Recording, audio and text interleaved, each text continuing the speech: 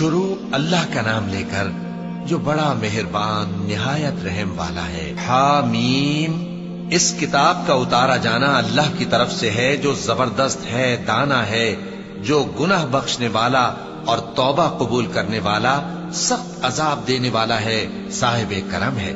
اس کے سوا کوئی معبود نہیں، اسی کی طرف لوٹ کر جانا ہے۔ اللہ کی آیتوں میں وہی لوگ جھگڑتے ہیں جو کافر ہیں، تو ان لوگوں کا شہروں میں چلنا پھرنا تمہیں دھوکے میں نہ ڈال دے۔ ان سے پہلے نوح کی قوم اور ان کے بعد اور امتوں نے بھی پیغمبروں کی تکذیب کی، اور ہر امت نے اپنے پیغمبر کے بارے میں یہی قصد کیا کہ اس کو پکڑ لیں اور بیہودہ شبہات سے جھگڑتے رہے کہ اس سے حق کو زائل کر دیں، تو میں نے ان کو پکڑ لیا، سو دیکھ لو میرا عذاب کیسا ہوا۔ اور اسی طرح کافروں کے بارے میں بھی تمہارے پروردگار کی بات پوری ہو چکی ہے کہ وہ اہل دوزخ ہیں۔ جو لوگ عرش کو اٹھائے ہوئے اور جو اس کے گردا گرد حلقہ باندھے ہوئے ہیں یعنی فرشتے، وہ اپنے پروردگار کی تعریف کے ساتھ تسبیح کرتے رہتے ہیں اور اس پر ایمان رکھتے ہیں، اور مومنوں کے لیے بخشش مانگتے رہتے ہیں کہ اے ہمارے پروردگار، تیری رحمت اور تیرا علم ہر چیز کو سموئے ہوئے ہے، تو جن لوگوں نے توبہ کی اور تیرے رستے پر چلے ان کو بخش دے اور دوزخ کے عذاب سے بچا لے۔ اے ہمارے پروردگار، ان کو ہمیشہ رہنے کی بہشتوں میں داخل کر جن کا تو نے ان سے وعدہ کیا ہے، اور جو جو ان کے باپ دادوں اور ان کی بیویوں اور ان کی اولاد میں سے نیک ہوں ان کو بھی، بے شک تو غالب ہے، حکمت والا ہے۔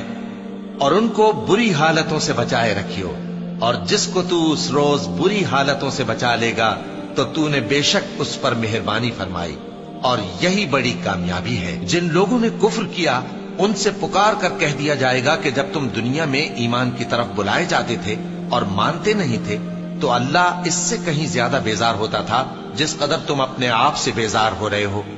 وہ کہیں گے کہ اے ہمارے پروردگار، تو نے ہم کو 2 دفعہ بے جان کیا اور 2 دفعہ جان بخشی، ہم کو اپنے گناہوں کا اقرار ہے، تو کیا نکلنے کی کوئی سبیل ہے؟ یہ اس لیے کہ جب تنہا اللہ کو پکارا جاتا تھا تو تم انکار کر دیتے تھے، اور اگر اس کے ساتھ شریک مقرر کیا جاتا تھا تو مان لیتے تھے۔ سو حکم تو اللہ ہی کا ہے جو بلند و بالا ہے، بڑا ہے۔ وہی تو ہے جو تم کو اپنی نشانیاں دکھاتا ہے اور تم پر آسمان سے رزق اتارتا ہے، اور نصیحت تو وہی حاصل کرتا ہے جو اس کی طرف رجوع کرتا ہے۔ تو اللہ کی عبادت کو خالص کر کے اسی کو پکارو، اگرچہ کافر برا ہی مانے۔ وہ مالک درجات عالی اور صاحب عرش ہے، اپنے بندوں میں سے جس کو چاہتا ہے اپنے حکم سے وہی بھیجتا ہے تاکہ ملاقات کے دن سے ڈرائے۔ جس روز وہ نکل پڑیں گے ان کی کوئی چیز اللہ سے مخفی نہ رہے گی۔ سوال ہوگا آج کس کی حکومت ہے؟ جواب ملے گا اللہ کی، جو اکیلا ہے، بڑا زبردست ہے۔ آج کے دن ہر شخص کو اس کے اعمال کا بدلہ دیا جائے گا، آج کسی کے حق میں بے انصافی نہیں ہوگی۔ بے شک اللہ جلد حساب لینے والا ہے۔ اور ان کو قریب آنے والے دن سے ڈراؤ جبکہ دل غم سے بھر کر گلوں تک آ رہے ہوں گے۔ ظالموں کا کوئی دوست نہیں ہوگا اور نہ کوئی سفارشی جس کی بات قبول کی جائے۔ وہ آنکھوں کی خیانت کو جانتا ہے اور جو باتیں سینوں میں پوشیدہ ہیں ان کو بھی، اور اللہ سچائی کے ساتھ فیصلہ فرماتا ہے، اور جن کو یہ لوگ پکارتے ہیں وہ کچھ بھی فیصلہ نہیں کر سکتے۔ بے شک اللہ سننے والا ہے، دیکھنے والا ہے۔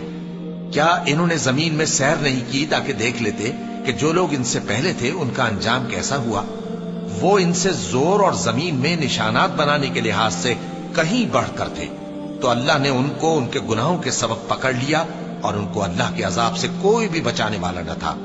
یہ اس لیے کہ ان کے پاس پیغمبر کھلی دلیلیں لاتے تھے تو وہ کفر کرتے تھے، سو اللہ نے ان کو پکڑ لیا۔ بے شک وہ صاحب قوت ہے، سخت عذاب دینے والا ہے۔ اور